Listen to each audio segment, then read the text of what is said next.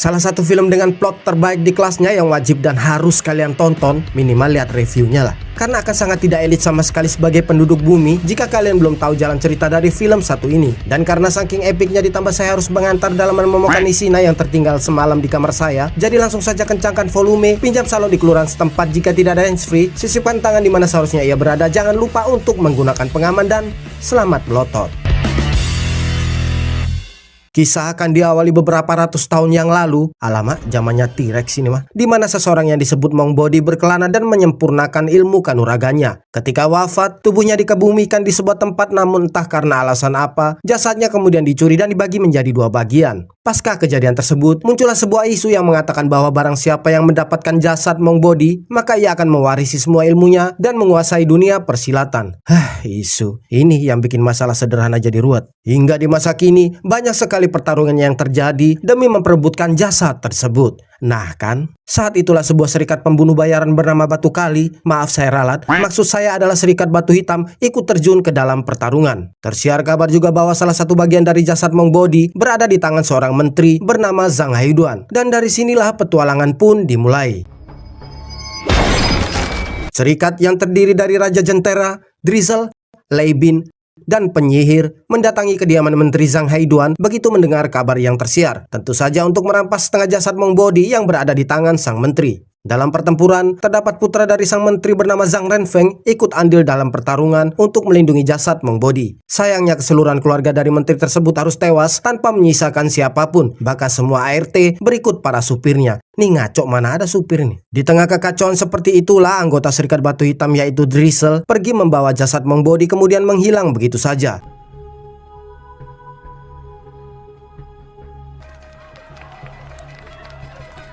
Singkat cerita, beberapa tahun kemudian cerita akan berfokus pada seorang wanita bernama Zheng Jing. Kita sebut saja dia Jing karena sangat tidak enak sekali untuk dengar kalau saya harus sebut Seng. Dan ini dia orangnya, dimana tanpa diceritakan latar dan belakangnya, Jing baru saja tiba di ibu kota kerajaan, kemudian mengontrak sebuah rumah milik Bibi Chai.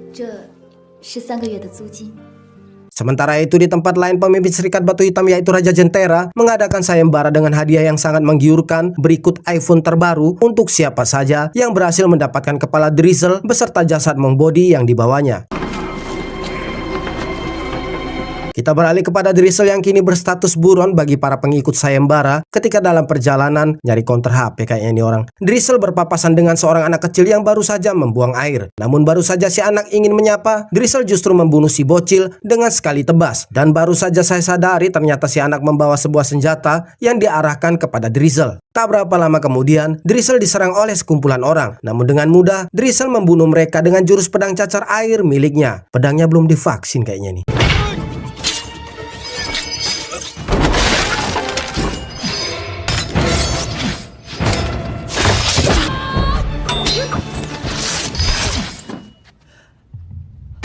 Cerita kemudian membawa Drizzle kepada Dr. Lee, yang mana Dr. Lee ini merupakan seorang dokter ahli bedah wajah. Tidak perlu ditanya lagi apa tujuan Drizzle menemui Dr. Lee, karena sangat tidak mungkin jika Drizzle ingin memesan martabak. Singkat katanya, Dr. Lee setuju melakukan perubahan pada wajah Drizzle, namun dengan satu syarat, Drizzle harus mengungkapkan apa tujuan sebenarnya sehingga ia ingin merubah wajahnya. Disinilah Drizzle mulai menceritakan alasannya. Di malam setelah mendapatkan jasad Monk Body, ia dihadang oleh anak menteri Zhang Haiduan yaitu Zhang Renfeng yang ternyata masih hidup dengan kondisi terluka parah. Namun tak berapa lama setelah bertarung, Drizzle berhasil membunuhnya. Beberapa saat kemudian datanglah seorang pria bernama Zihui. Syaralat, beberapa saat kemudian datanglah seorang pria bernama Zihui. Dari awal pertemuannya dengan si Hui inilah hingga berjalan 3 bulan, Drizzle selalu berlatih dengan si Hui. Di sini si Hui mengatakan bahwa jurus pedang cacar bisul milik Drizzle tidaklah sempurna. Ralat maksud saya adalah pedang cacar air milik Drizzle tidaklah sempurna. Suatu ketika, si Hui mengatakan bahwa dirinya tidak bisa lagi menemani Drizzle karena si Hui akan menjadi seorang biksu. Dan hal ini membuat Drizzle sangat marah, karena Drizzle juga tidak mengerti apa maksud dari si Hui menemaninya berlatih selama ini. Maka dari itulah ia berjanji akan membunuh siapa saja yang masuk ke dalam kuil si Hui. Ketika Drizzle beranjak pergi, si Hui menghentikannya kemudian mengatakan akan memutus karma juga ikatan dirinya terhadap Drizzle. Setelah berucap, si Hui menyerang Drizzle yang mana bukan sekedar menyerang, namun si Hui mengajarkan beberapa jurus yang dapat mematahkan jurus pedang cacar air milik Drizzle.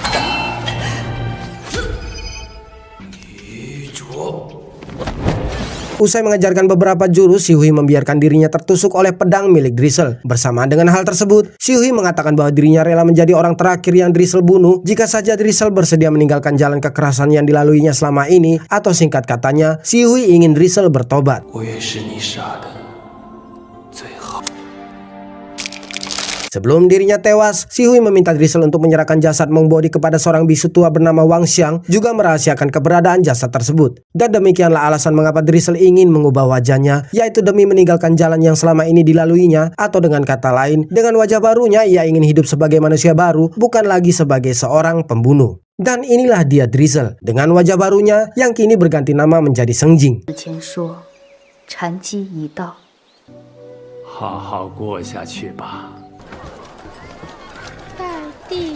Cerita lalu beralih kepada seorang pemuda bernama Jiang Aseng. Saya sebut saja dia Aseng. Usai melakukan pekerjaannya sebagai kurir alias ojek offline, Aseng menemui pemilik rumah untuk membayar uang sewa yang ternyata pemilik rumah tersebut adalah Bibi Chai, juragan kos nih orang. Disinilah untuk pertama kalinya Aseng melihat Drizzle atau Seng Jing, dan tanpa mengetahui latar belakang Jing yang merupakan seorang pembunuh berdarah anget, kalau dingin mah udah biasa sob. Seketika itu juga Aseng menyukai Jing. 多谢了。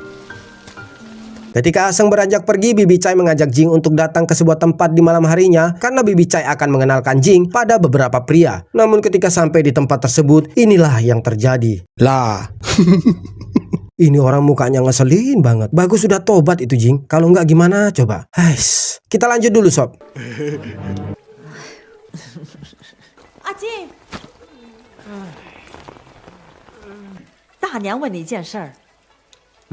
Scene lalu beralih ke sebuah toko minyak milik Chen Gendut yang ternyata merupakan anggota Serikat Batu Hitam. Saat Raja Jentera datang bersama Lei Bin, Raja Jentera mempertanyakan keberadaan Drizzle dan jasad Monk Body. Namun karena nihil, Raja Jentera meminta Chen Gendut untuk mengirim mata-mata dan mencari keberadaan Drizzle. Selain itu, Chen Gendut juga mengatakan bahwa ia telah menemukan pengganti Drizzle. Selanjutnya kita dialihkan kepada seorang wanita bernama Turquoise yang baru saja membunuh suami dan kedua orang tuanya, dan meskipun akan dijatuhi hukuman mati keesokan harinya, Turquoise seperti tidak merasakan penyesalan atas perbuatannya. Ketika di dalam penjara dan mendapatkan makanan terakhir, salah satu anggota Serikat Batu Hitam yang dijuluki penyihir telah berada di dalam penjara, kemudian memberikan bubuk kura-kura pada minuman Turquoise, yang mana bubuk ini akan membuat penenggaknya terlihat mati dalam 20 jam ke depan. Hanya saja mereka masih bisa mendengar dan merasakan. Sekalipun demikian, Turquoise yang dengan jelas melihat bahwa minumannya telah diberikan racun, ia justru menenggak minumannya tanpa mengetahui efek apa yang akan dialaminya jika ia meminum racun tersebut.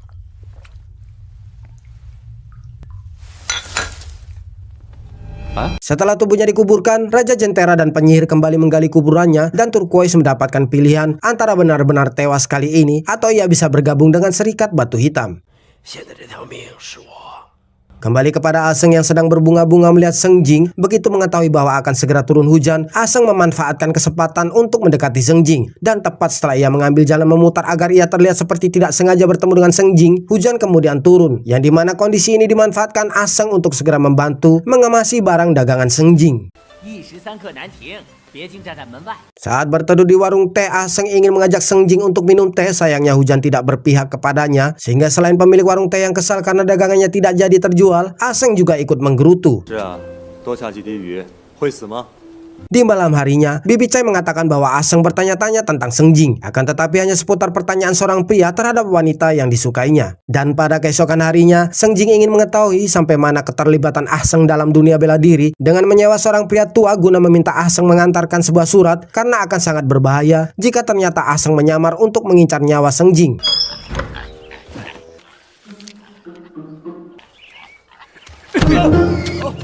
Ketika Aseng mengantarkan surat, ia justru dihadiahi beberapa pukulan oleh si penerima surat. Sementara itu Seng Jing yang sedang berjualan dengan tergesa-gesa mengemasi barangnya karena akan segera turun hujan. Akan tetapi Bibi Chai yang berada di sebelahnya berkata bahwa Seng Jing tidak perlu khawatir karena sebentar lagi akan datang orang yang menolongnya. Dan ketika Bibi Chai menyebut nama Aseng sebanyak 3 kali, secara ajaib Aseng pun muncul sembari berlari dengan matanya yang bonyok. Disinilah Seng Jing mulai menyadari bahwa Aseng hanyalah lelaki biasa yang bahkan tidak bisa menghindari pukulan dari orang biasa. Dan semakin hari, Seng Jing semakin menyadari bahwa ia jatuh hati kepada Aseng.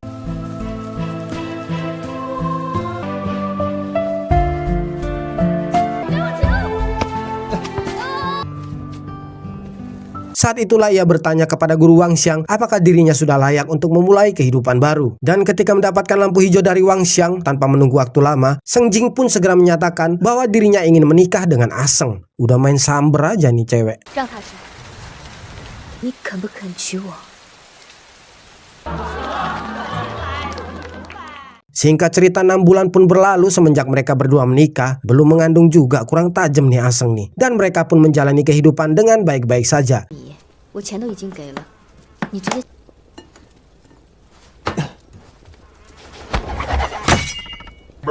Sedangkan di kediaman Chen Gendut, ia ditemukan tewas oleh Raja Jentera. 这半年来第4个人了，是戏人吗？不是他。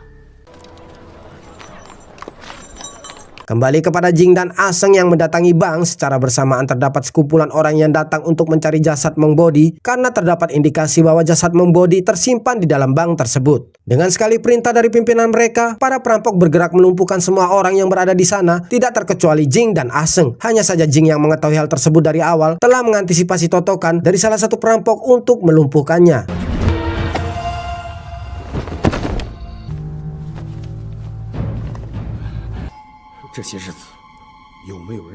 Ketika mengetahui bahwa di sana tidak terdapat jasad Meng Bodi, pimpinan perampok segera memerintahkan anak buahnya untuk membunuh semua orang di sana karena ia tidak ingin ada saksi mata. Dan ketika giliran Aseng tiba, dengan kekuatan yang tersisa Aseng berusaha untuk melindungi istrinya. Namun ketika para perampok yang melihat Aseng akan bertindak, Jing yang hanya berpura-pura terkena totokan bangkit dan melindungi sang suami.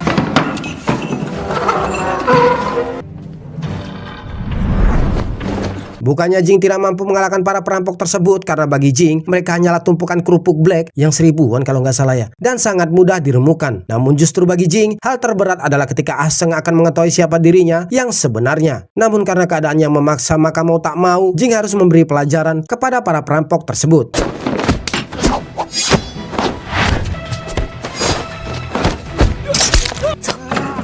Ketika tiba di rumah mereka berdua, Aseng hanya memberikan tatapan dingin kepada Jing seolah meminta penjelasan atas semuanya. Namun hal yang mengejutkan terjadi sesaat kemudian karena Aseng lebih memilih untuk melupakannya. Bagi Aseng, seburuk apapun Seng Jing di masa lalu, namun kini Seng Jing merupakan istrinya dan sungguh tidak sebanding dengan apa yang dilakukan Jing semasa menjadi istrinya jika Aseng masih memperdebatkan masa lalu Jing. Cakep, dicamkan itu sob. 好，我们吃饭吧。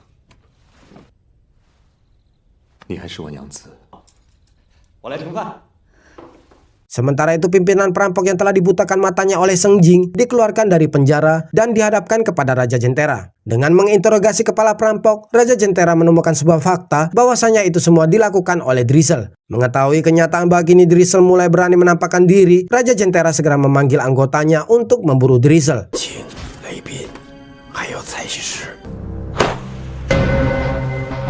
Dimulai dari penyihir dengan sulapnya, Leibin dengan jarum mautnya, hingga Turquoise dengan apem semerbak miliknya. Asem nih orang kimprut mulu, enak kali ya.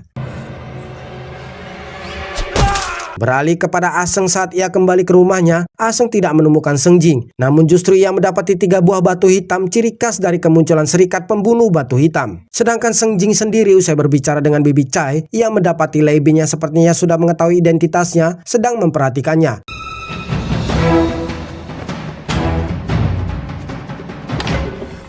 Setelah berusaha mengejar Leibin, sampailah Seng Jing di kediamannya dan mendapati 3 buah batu hitam yang sebelumnya telah dilihat oleh Aseng. Akan tetapi Aseng hanya terdiam dan tidak membahas soal batu hitam yang ia lihat sebelumnya. Pada malam harinya, Seng Jing seperti sedang memikirkan sesuatu dan beberapa saat kemudian ia menyalakan sebuah lilin yang mana kemudian asap dari lilin tersebut membuat Aseng tertidur.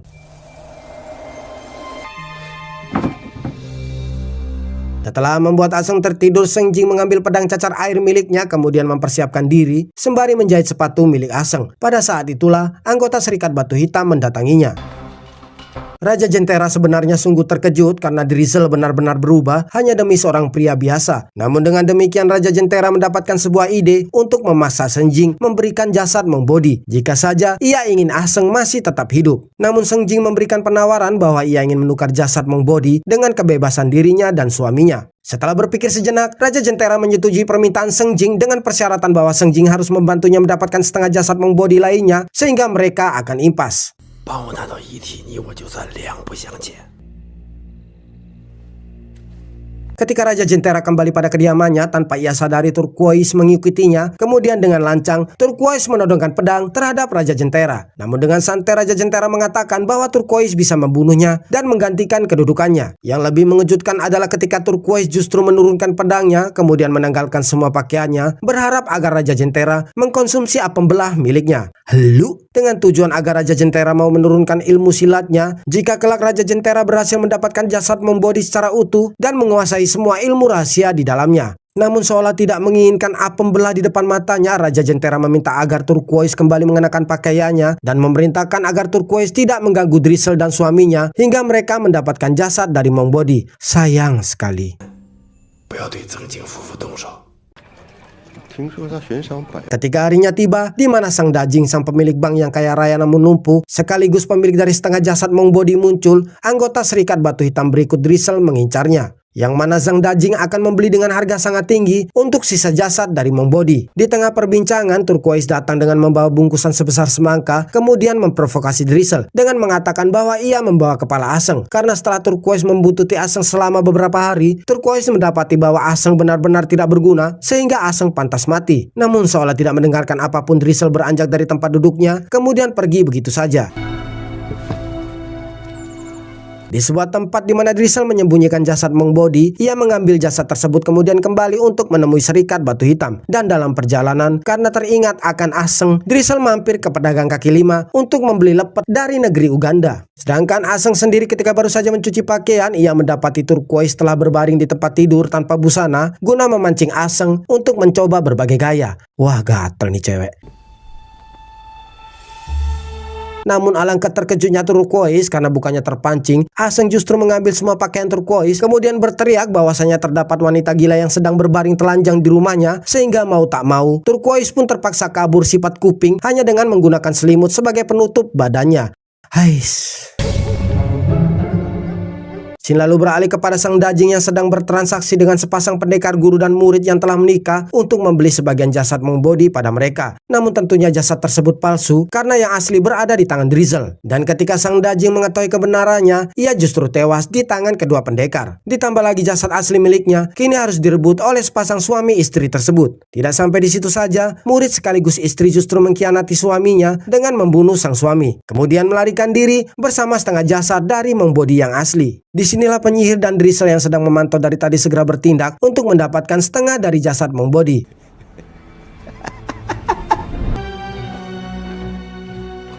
Setelah penyihir mendapatkan setengah jasad Monk Body, terlintas dalam pikirannya untuk menggunakan jasad tersebut bagi dirinya sendiri. Namun karena Drizzle harus memberikan jasad Monk Body secara utuh kepada Raja Jentera, maka ia berusaha menghentikan penyihir. Saat perdebatan terjadi inilah, Lei Bin dan Raja Jentera muncul sehingga mengetahui bahwa penyihir mencoba untuk berkhianat. 是我们出生入死，而好处全都归你。可如果是我们三人联手， Penyihir kemudian berkata bahwa tidak ada yang berkhianat dan kenapa mereka harus menuruti semua perintah dari Raja Jentera jika mereka bisa mendapatkan apa yang mereka inginkan. Dengan alasan bahwa terlepas dari Serikat Batu Hitam maka mereka bisa menjalani hidup dengan bebas. Penyihir berharap pada Drizzle dan Lei Bin untuk membantunya membunuh Raja Jentera. Namun karena Drizzle tidak ingin terlibat segala urusan yang menyangkut Serikat Batu Hitam, maka ia menyerahkan setengah jasad dari Monk Body. Akan tetapi kemunculan Turquoise menghalangi niat Drizzle untuk pergi dari tempat tersebut. Pada akhirnya terjadilah pertempuran antara mereka dan Lei Bin yang berada di tengah keraguan tiba-tiba saja memilih setia kepada Raja Jentera dengan menyerang penyihir dan Drizzle.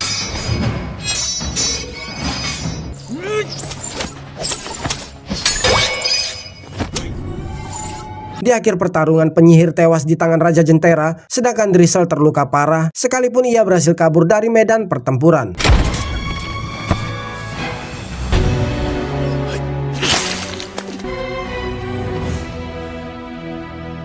Aseng, Setiba di rumahnya, Drizzle meminta Aseng untuk segera kabur jauh dan mengatakan bahwa semua tentang dirinya terkubur di suatu tempat bernama Kuil Yune. Namun Aseng tidak mengindahkan perkataan Zheng Jing karena dengan santai Aseng mengistirahatkan istrinya, kemudian memakan lepet Uganda yang dibeli oleh Zheng Jing. Sesaat kemudian Aseng menata ruangan untuk menjadi lebih terbuka, lalu mengambil batu asah berikut air. Kemudian menggali tanah yang terdapat sebuah kotak. Bahkan kegiatan Aseng ini dilakukan ketika Lei Bin dan Turquoise tiba di tempat tersebut. 真的不能放他一马。Masih dengan santai, Aseng kemudian mengeluarkan pedang berkarat dari kotak yang baru saja ia gali, kemudian dengan perlahan mengasah pedang tersebut. 不吃。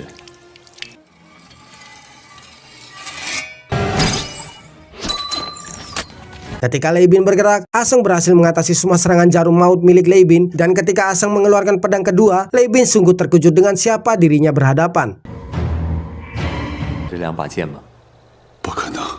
Pada faktanya, Aseng sebenarnya adalah Zhang Renfeng, putra dari Menteri Zhang Haiduan yang telah mengubah wajahnya. Sungguh sebuah kebetulan yang sangat luar biasa jika Zhang Renfeng masih berdiri di hadapannya, karena Lei Bin sendirilah yang membunuh Zhang Renfeng. Dan untuk pertarungan kali ini, Lei Bin harus mengalami kekalahan telak karena Aseng berhasil melukainya. Sekalipun Lei Bin berhasil kabur, namun ia harus tewas di rumahnya sendiri karena kehabisan darah.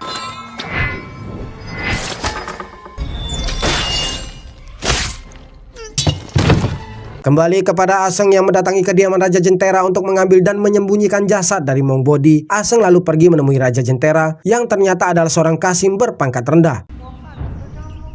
没想到堂堂黑石转轮王， Di sini Aseng memerintahkan Raja Jentera untuk menemuinya di kuil Yune, tempat rahasia istrinya terkubur. Jika saja Raja Jentera ingin mendapatkan kembali jasad dari Mong Bodi. Cukup mengejutkan bagi Raja Jentera Aseng bisa menemukannya, karena pada kenyataannya Asenglah yang membunuh Chen Gendut dan mendapatkan semua bukti. Raja Jentera kemudian bertanya di mana Aseng mendapatkan kedua pedang tersebut, yang mana sebuah senyum sinis tersungging dari bibir Raja Jentera saat ia mengetahui bahwa Aseng adalah Zhang Renfeng, karena sungguh sangat ironis jika saja Aseng mengetahui bahwa Seng Jing adalah Drizzle, wanita yang turut membantai keluarganya.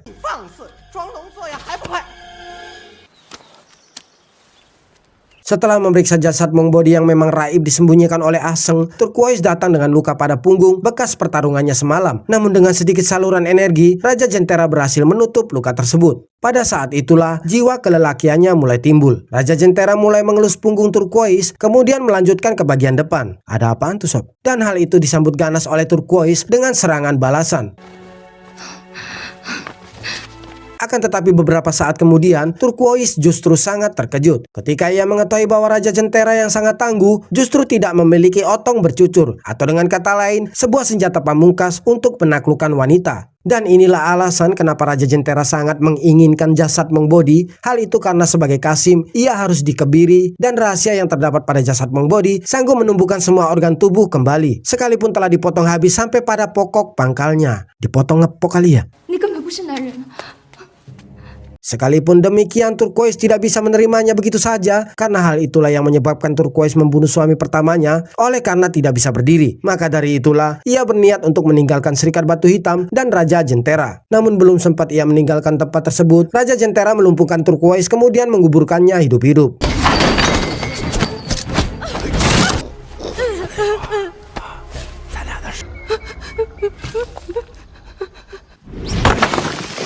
Sementara itu di kuil Yune, tempat rahasia Seng Jing terkubur, Aseng terduduk lemas, mengetahui fakta bahwa istrinya adalah orang yang ikut membantai keluarganya.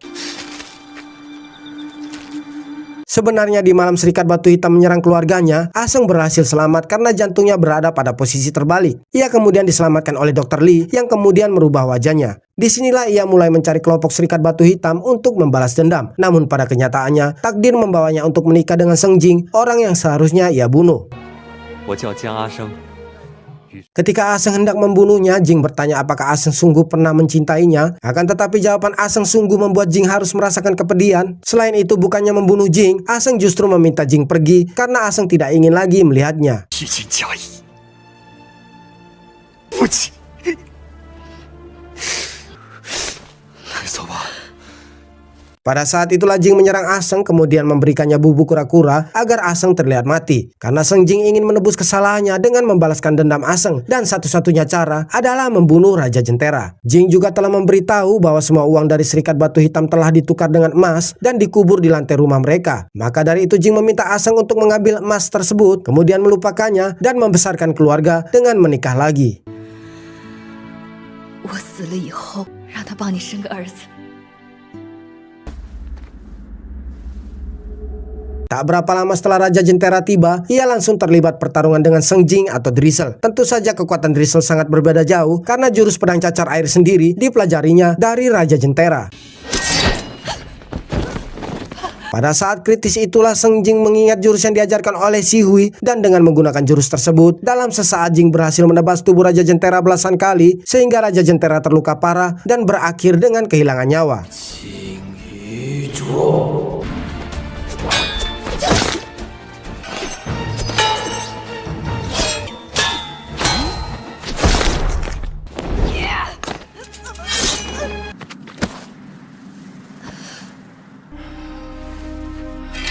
Ketika pagi tiba, Aseng yang melihat dan mendengar semuanya segera membawa tubuh Seng Jing. Di saat itulah Seng Jing mengatakan bahwa Aseng bisa menceraikannya dan meninggalkannya. Namun lebih terkejut lagi saya ketika Aseng justru berkata, 以后的日子还长着呢。 Wahai warga bumi sekalian, dari film ini kita bisa mendapatkan pelajaran dari Aseng bahwasanya masa lalu seseorang tidak seharusnya jadi patokan. Dan jika kalian menemui seseorang telah berubah, jangan pernah ungkit-ungkit lagi atas apa yang dilakukannya terdahulu. Bukan berarti saya meminta kalian untuk mencari seseorang dengan masa lalu yang tidak-tidak atau seseorang dengan masa lalu yang remuk redam. Please lah yang logis dikit. Cuman kalau bisa, jangan ungkit-ungkit kesalahan lagi. Yang sudah, ya sudahlah. Jika kalian telah mengetahui kesalahan seseorang, jangan sekali-sekali menggunakannya untuk mencari pembenaran atas kesalahanmu yang sekarang. Saya Ten beserta seluruh wadah apem pamit mohon diri. Jigong Bantat, Mika Sumire. Beuh. You give me midnight.